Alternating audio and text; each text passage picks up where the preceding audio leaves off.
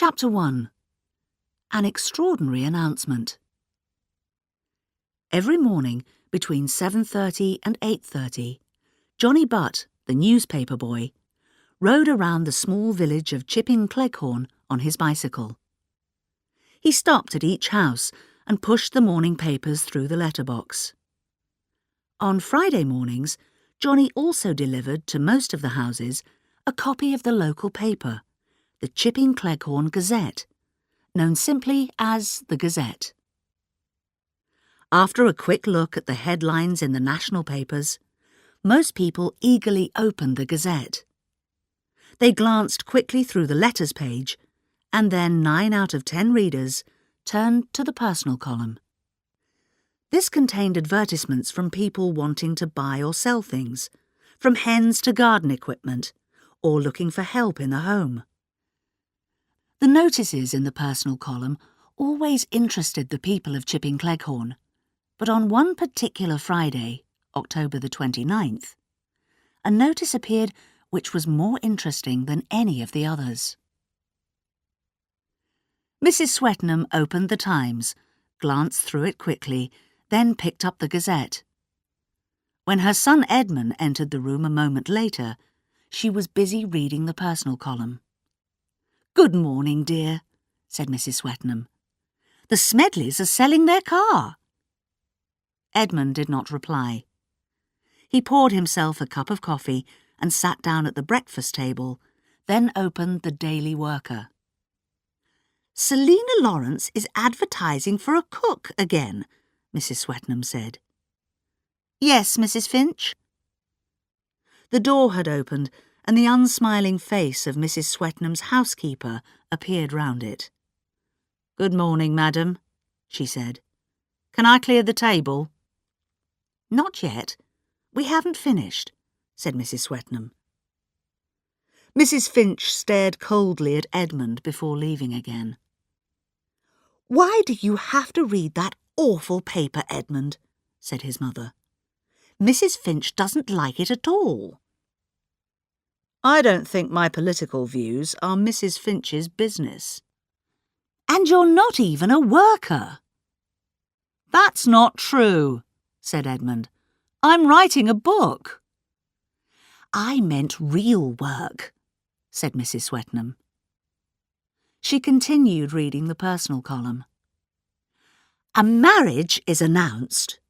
No, a murder. What? Edmund, listen to this.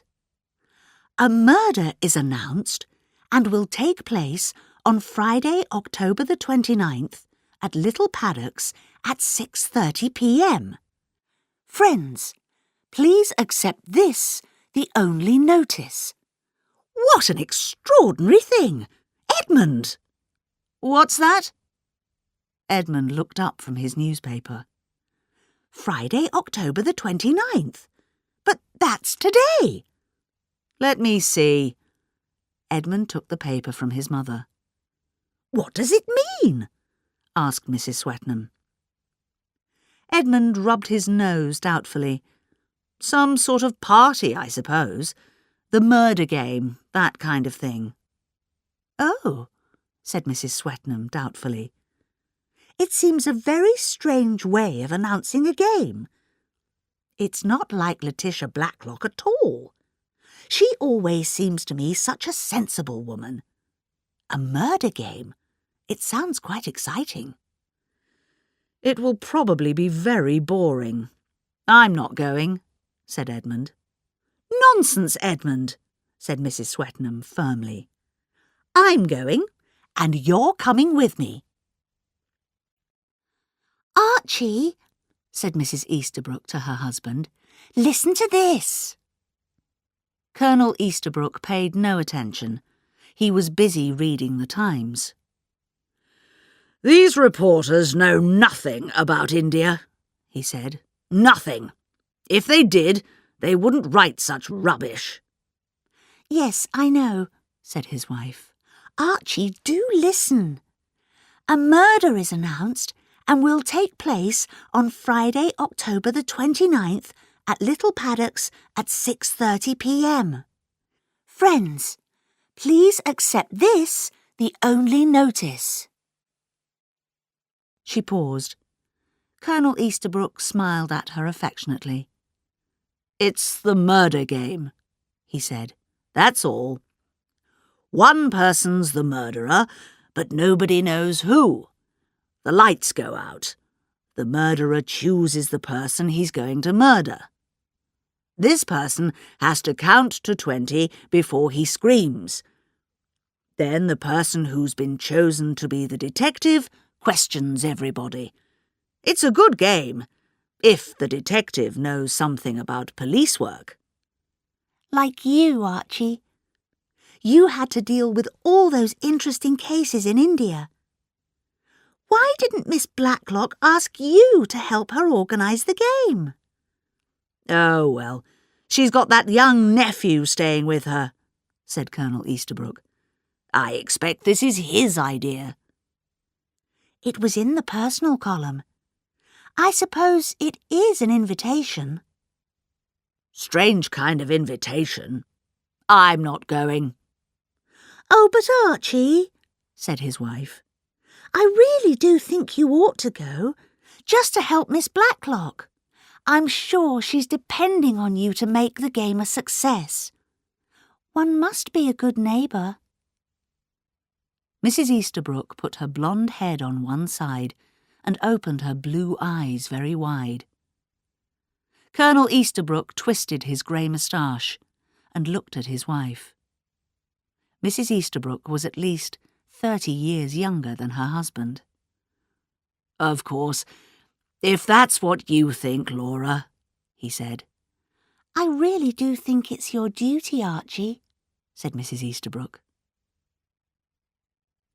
The Chipping Cleghorn Gazette had also been delivered to Boulders, the pretty cottage where Miss Hinchcliffe and Miss Murgatroyd lived. Miss Murgatroyd, a round, pleasant woman with untidy grey hair, walked through the long, wet grass to the hen-house, carrying a copy of the paper. Her friend, who had short hair and was dressed in men's work clothes, looked up from feeding the chickens. What is it, Amy?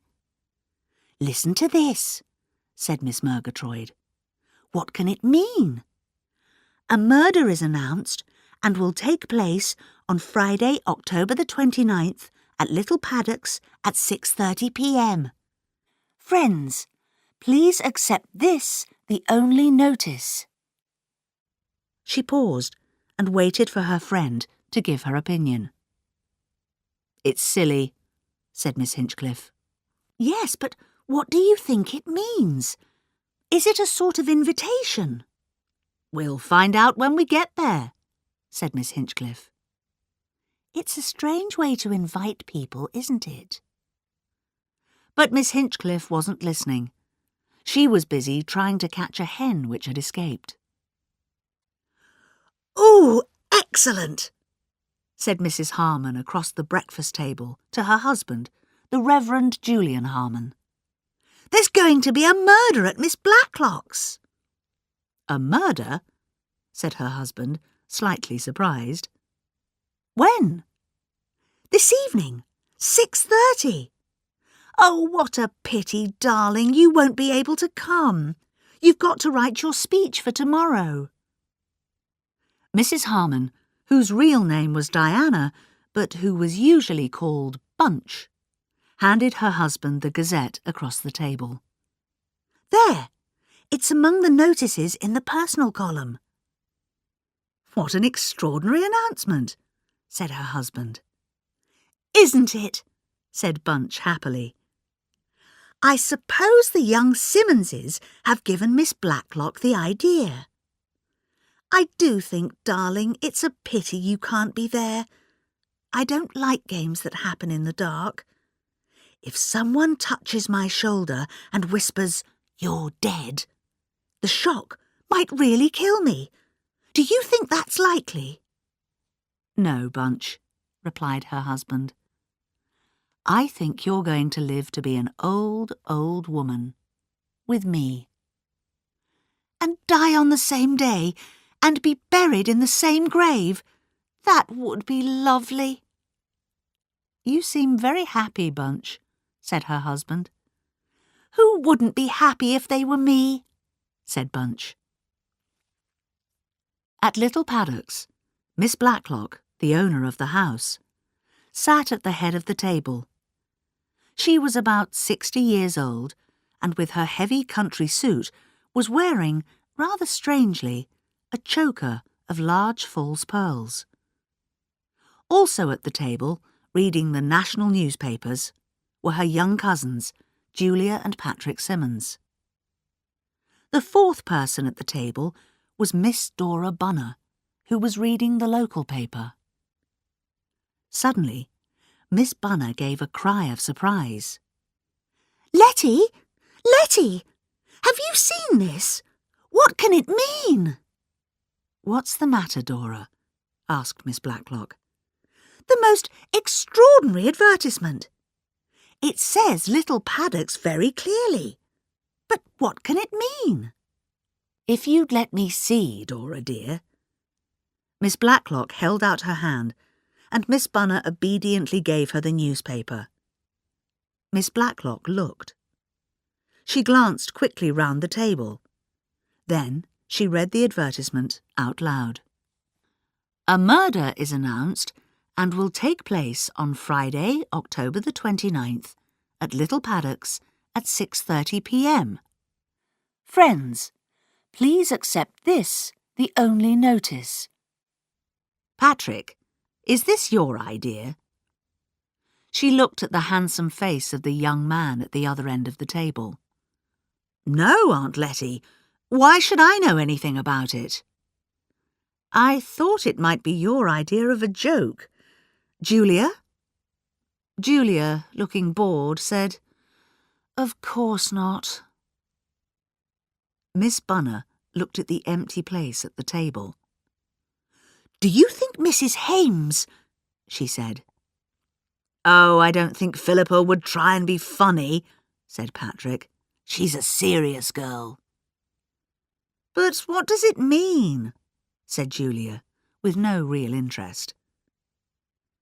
Miss Blacklock said slowly, "I suppose it's a silly joke."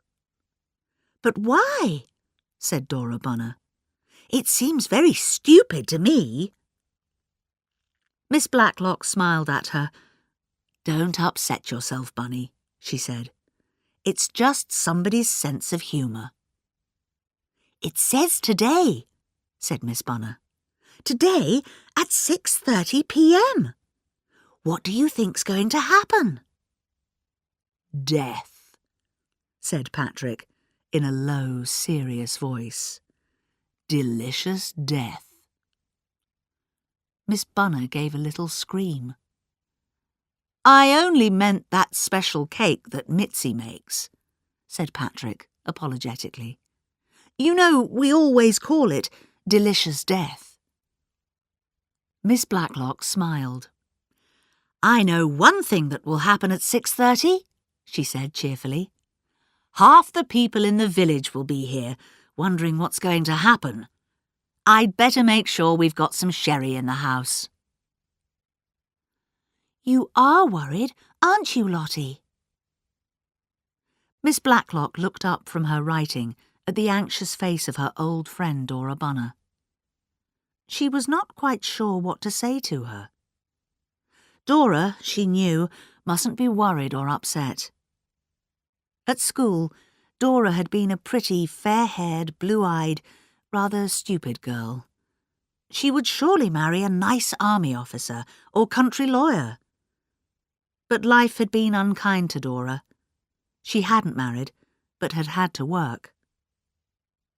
The two friends had lost contact. But about 6 months ago, Miss Blacklock had received a letter from Dora. In the letter, Dora said she was unwell. She was living in one room with very little money. She wondered if her old school friend could help. Miss Blacklock had brought Dora to live at Little Paddocks. She had told Dora that she needed someone to help her run the house. This wasn't true, but Miss Blacklock knew that the arrangement would not be for long. Dora's doctor had told her that. Sometimes Miss Blacklock found Dora annoying. She lost bills and letters and upset Mitzi, Miss Blacklock's foreign help.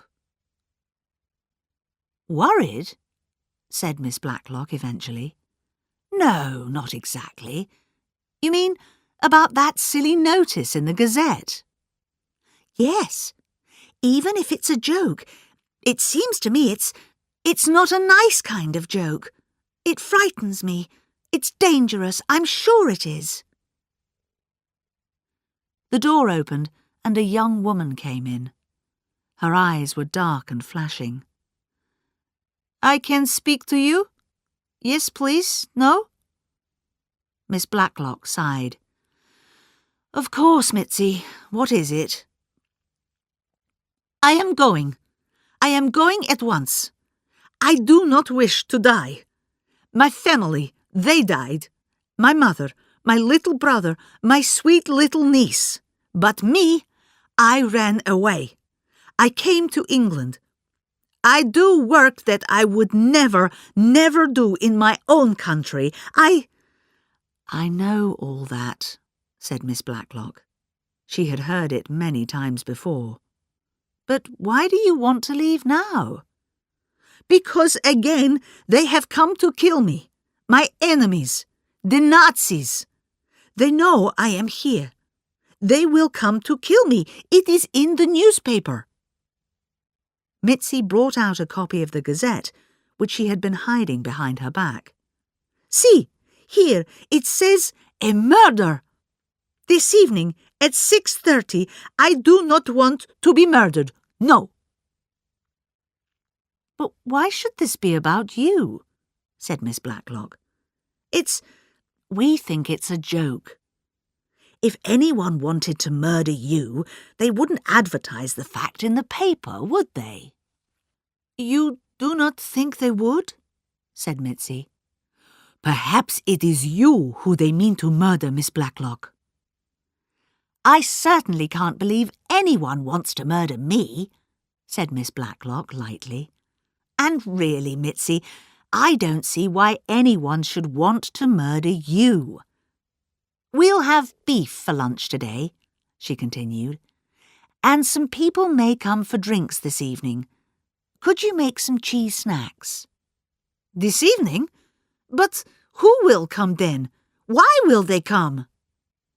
"They're coming to the funeral," said Miss Blacklock with a smile. "Now, Mitzi, I'm busy." Mitzi went out, looking puzzled. "You're so efficient, Letty," said Miss Bunner admiringly.